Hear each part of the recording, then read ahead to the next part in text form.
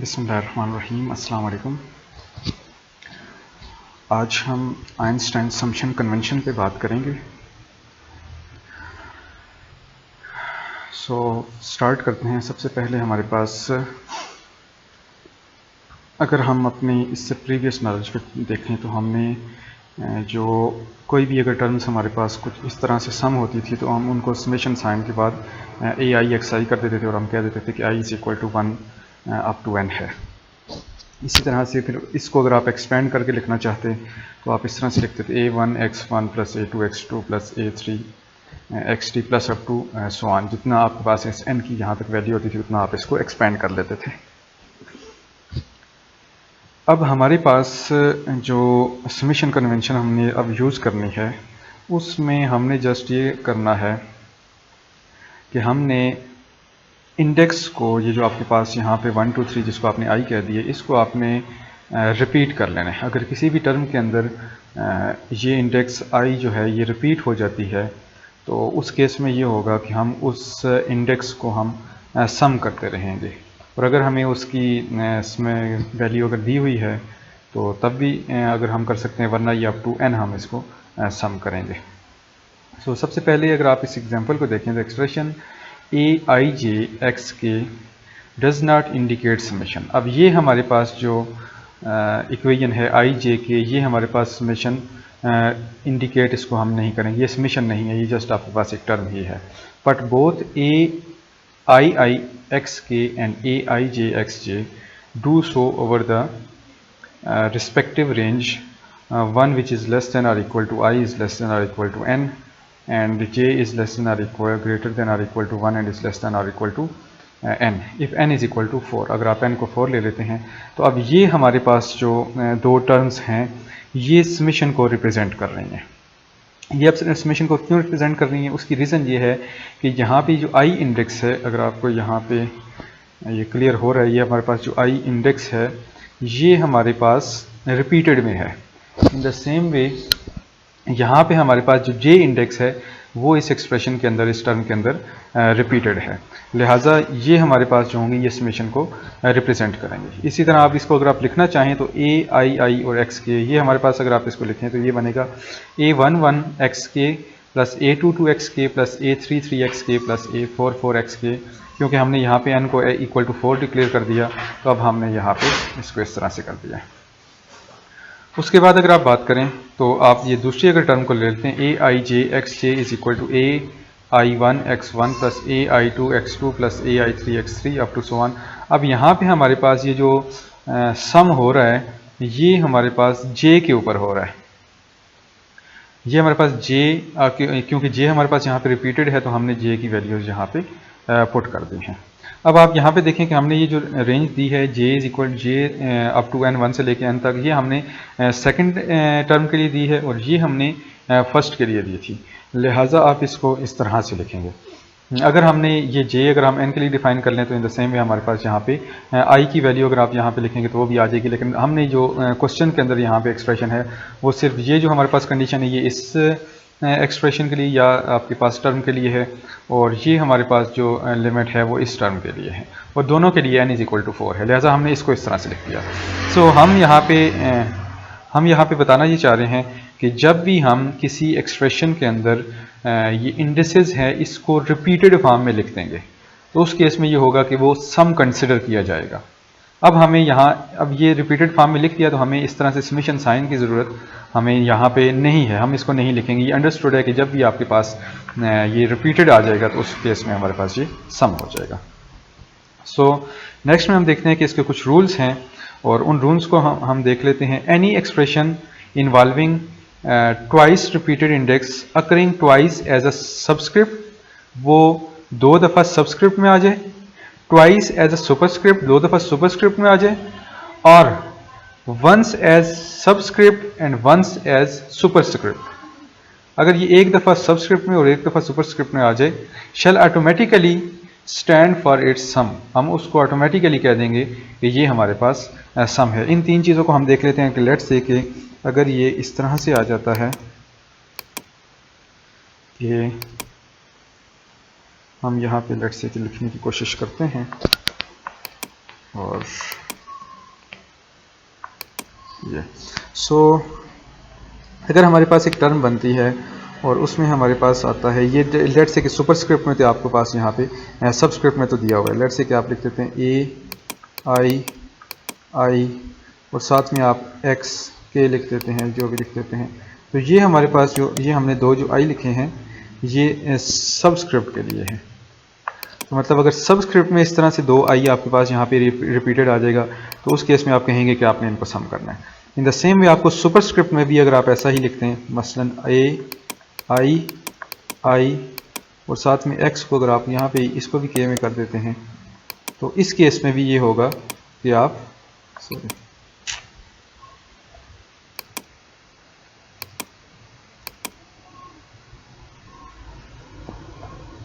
यहाँ पे अगर हम इसको ले लेते हैं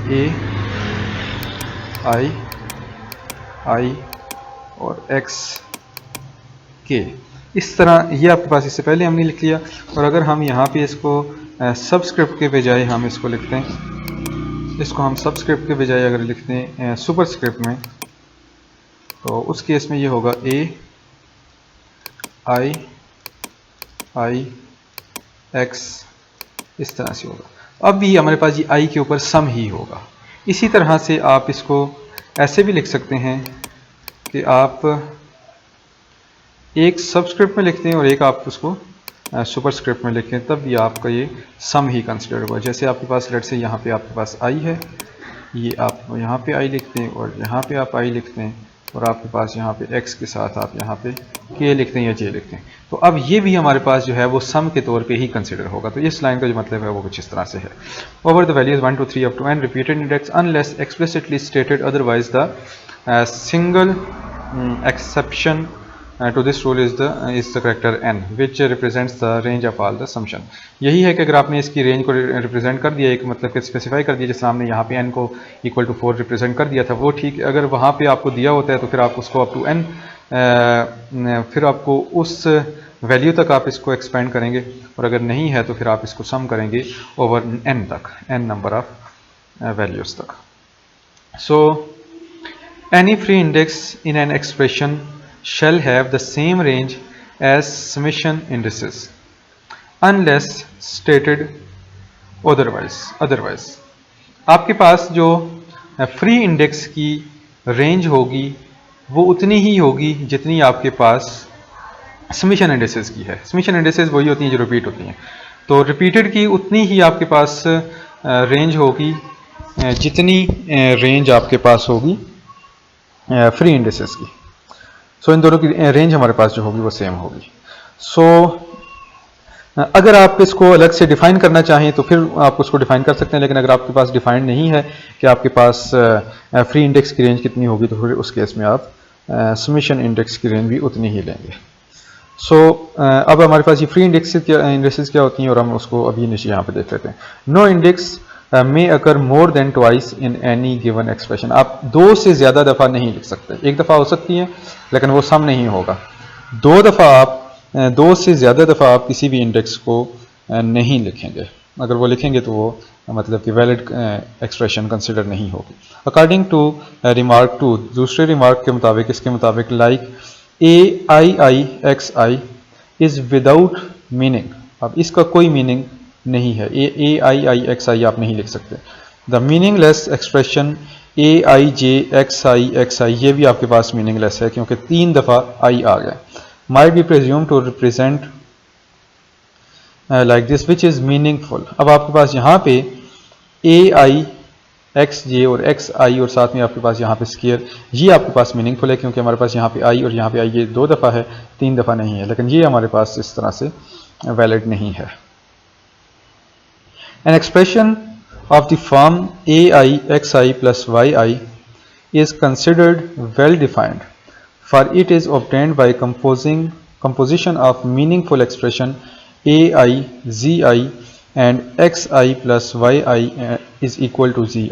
In other words, the index I is regarded as occurring once in the term xi plus yi। The same अब हम आते हैं सम्ड ओवर की तरफ। Subscripts that are summed over are called dummy subscript. अब जिनके ऊपर आप सम करने जा रहे हैं जिन एक्सप्रेशंस के ऊपर आप सम करेंगे, मतलब यहाँ पे हमारे पास ये जो आई है जिसके ऊपर हमने यहाँ पे सम किया है, इसको आप डमी इंडेक्स या डमी सबस्क्रिप्ट का नाम देंगे या सुपरस्क्रिप्ट का। And the other free subscripts, और दूसरों को जो उसके अलावा जिनके ऊपर सम नहीं हो रहा होगा वो हमारे पास जो होंगे वो फ्री सबस्क्रिप्ट होंगे। मतलब हमारे पास यहाँ पे के जो है ये फ्री सबस्क्रिप्ट है, द सेम वे हमारे पास यहाँ पे जो है ये आई सबस्क्रिप्ट है, लेकिन यहाँ पे आई हमारे पास जो है ये डमी इंडेक्स है। Okay.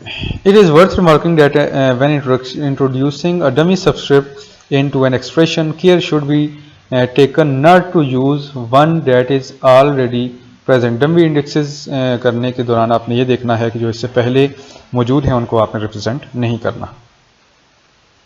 आइदर एज फ्री, अगर वो फ्री में है या डमी में है वो आपने उसके अलावा आपने कोई चीज़ यूज़ नहीं करनी।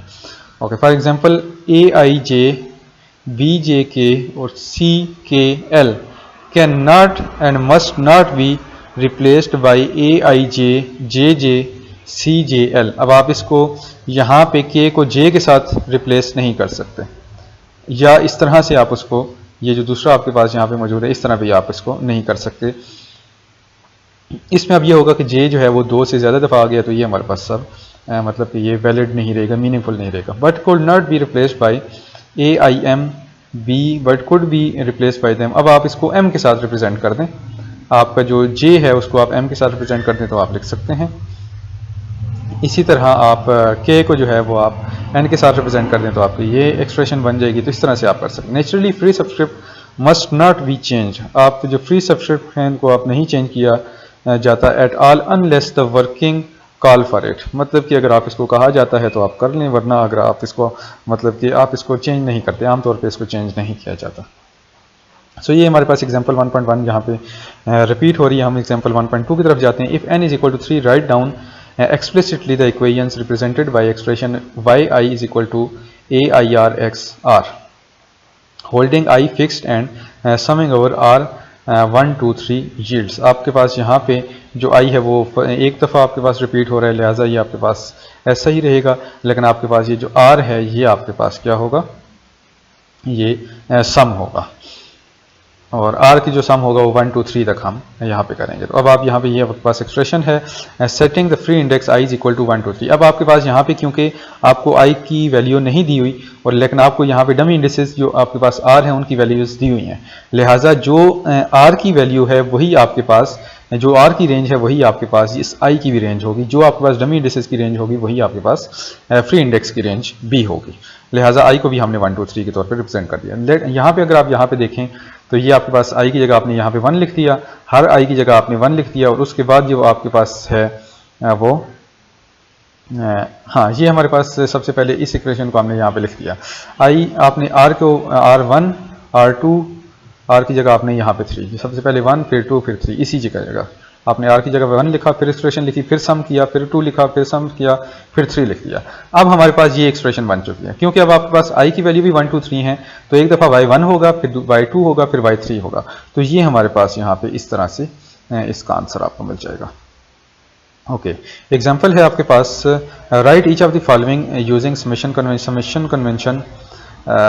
तो आपने a11 x1 a12 x2 a13 x3 in the same वे ये हो रहे हैं। आपके पास जो 3 आपके पास एग्जांपल्स हैं इनको आपने सॉल्व करना है। तो हम देखते हैं कि a11 x1 a12 x2 a13 x3। अब आप यहाँ पे देखें कि ये जो फर्स्ट आपके पास यहाँ पे सबस्क्रिप्ट आ रहा है ये आपके पास 1 है, यहाँ पे भी 1 है, यहाँ पे भी 1 है, लिहाजा ये हमारे पास जो होगा ये चेंज नहीं होगा। तो ये हमारे पास जो होगा ये फ्री इंडेक्स के तौर पे आप इसको ले लेंगे। यहाँ पे ये 1 है, यहाँ पे 2 हो रहा है, यहाँ पे ये 3 हो रहा है, लिहाजा ये आपके पास जो होंगे इसके ऊपर जो होगा वो डमी इंडेक्सेस होंगी। लिहाजा आप यहाँ पे ये करेंगे कि a1 लिख देंगे, 1 एज इट इज़ लिख देंगे। उसके बाद आप ji की वैल्यू जो होगी और जो आपके पास j की वैल्यू होगी उसको आप यहाँ पे लिख देंगे। आपके पास यहाँ पे जो आपके पास यहाँ पे आपने I 2 टाइम्स लिख देना है, लिहाजा आप इसको 1 कर देंगे, इधर 2 कर देंगे, इन द सेम वे 2 कर देंगे। तो ये a1i आप इसको लिख सकेंगे। उसके बाद अगर आप इसको देखें तो सेकंड जो आपके पास है a11 b11 a12 b12 a13 b13। तो आपके पास ये जो फर्स्ट आपके पास यहाँ पे इंडेक्स आ रही है, ये आपके पास 1 1 1 हर जगह ये आपके पास रिपीट नहीं हो रही। इन द सेम वे जो आपके पास सेकंड इंडेक्स है हर टर्म के अंदर, वो आपके पास रिपीट हो रही है, लिहाजा आप इसको आप फ्री इंडेक्स के तौर पे लेंगे और इसको डमी इंडेक्स के तौर पे लेंगे। और ये आपके पास यहाँ पे देख सकते हैं कि ये A1 I B1 J, इस तरह से ये आप इसको लिख सकते हैं। इसी तरह अगर आप नेक्स्ट एग्जांपल को देखें तो x1 a square plus x2 square plus x3 square, तो इसको आप इस तरह से लिखेंगे is equal to x1 plus x2 plus x3, तो इसको आप xi लिख सकते हैं इस सारी चीज़ को इस तरह से सिंप्लीफाई करके या समेशन कन्वेंशन में लिखने के दौरान।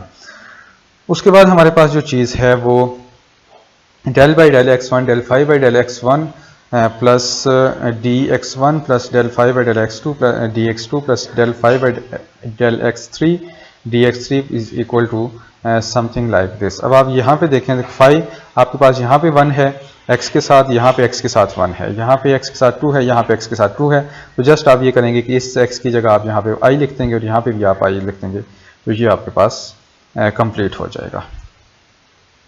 इसी तरह हमारे पास एक और एग्जांपल है, right out explicitly the following summation and summation and compare the result. आपने इनको कंपेयर करना है, रिजल्ट्स को इनको आपने अलग अलग से लिखना है।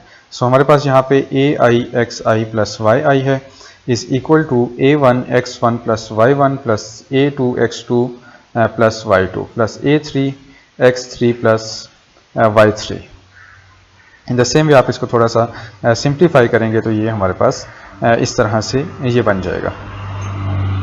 उसके बाद आप ये करेंगे कि a j x j plus a के, अब आपने यहाँ पे दूसरे को लेना है और उसके बाद यहाँ पे a1 x1 plus a2 x2 plus a3 x3 plus a1 y1 plus a2 y2 plus a3 y3, आपको इसका आंसर जो है वो इस तरह से मिल जाए। तो the two summation are identical except for the order in which the terms occur. अब आपके पास यहाँ पे ये दो जो हैं वो सिर्फ इनके जो ऑर्डर्स हैं वो डिफरेंट हैं, लेकिन ये दो हमारे पास इक्वल हैं। A repeated suffix may be replaced by any other suitable symbol not already in use. For example, ai bj aj bj is equal to ak bk a alpha bk alpha, since each expression summation over the repeated index is applied। अब आप इनको किसी भी सूरत में लिख सकते हैं, इसमें कोई प्रॉब्लम नहीं होगा। Note, no suffix may occur more than twice in an expression, for example ai xi is ambiguous। सो हमने इस बात को पहले डिस्कस कर लिया कि दो से ज़्यादा दफ़ा हमारे पास कोई भी चीज़ नहीं आएगी। इन द सेम वे हमारे पास यहाँ पे ये एग्जांपल है जो इससे पहले हम ऊपर कर चुके हैं, इससे पहले हम इसको कर चुके हैं, लिहाजा हम यहाँ पे आप इसको इजीली देख सकते हैं कि किस तरह से काम करना है। On putting j is equal to I in these equations, we obtain entirely different expression on the right hand side।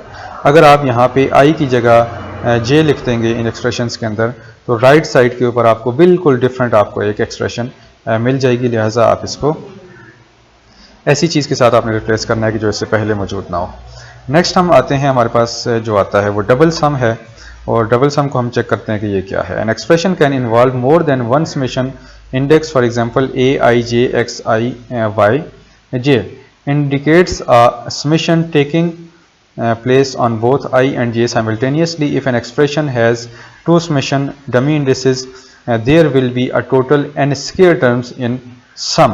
अब अगर आपके पास दो डमी इंडिसेस हैं, मतलब i और j दोनों के ऊपर सम हो रहा है, तो आपको n स्क्वायर टर्म्स मिलेंगे। If there are 3 indices, there will be n cube n power 3 terms and so on। The expansion of aij xi yj can be arrived at logically by first summation over I then over j। सबसे पहले आपने i के ऊपर summation करनी है, फिर उसके बाद आपने j के ऊपर समेशन करनी है। सबसे पहले अगर आप i के ऊपर समेशन करना चाहें तो ये आप देख सकते हैं कि आपने जहाँ पे हमारे पास i था उसको हमने 1 2 3 4 अप टू n तक रिप्लेस कर दिया। उसके बाद ये होगा कि आपके पास a1 j की जगह आपने 1 लिखना है, x1 y के बाद j की जगह आपने यहाँ पे 1 लिख दिया, प्लस a12 x1 y2। अब आप ये देखिए कि a1 के साथ और y की पावर को सम किया जा रहा है, उसके बाद जब आप ये देखिए कि प्लस का साइन डालने के बाद A2 के साथ y को आप सम करेंगे। इसी तरह आप A3 मतलब कि आपके पास जो i की वैल्यू है 3 के साथ आप सारे j को आप जो है वो सम करेंगे और इस तरह ये अप टू n हमारे पास ये टर्म्स चलती रहेंगी। The result in is the same if one sums over j first and then over i। अगर आप पहले j के ऊपर कर देते हैं और उसके बाद i के ऊपर सम कर देते हैं तब ये हमारे पास ये टर्म्स जो हैं वो सेम ही रहेंगी, इनमें कोई प्रॉब्लम नहीं होगा। If n is equal to 2, the expression ai is equal to cir, ar sxs stands for the two equation a1 is equal to like this and y2 is equal to like this। अगर आपके पास n is equal to 2 है तो उसके बाद आप यहाँ पे i के साथ भी 1 और 2 इन द सेम वे आपके पास जो r होगा वो भी 1 और 2 और s को जो होगा वो भी 1 और 2 के साथ आप होगा और इस तरह से आप इन एक्सप्रेशन को लिख सकते हैं जो इससे पूरे ऊपर हमने एग्जाम्पल के अंदर हमने देख लिया है।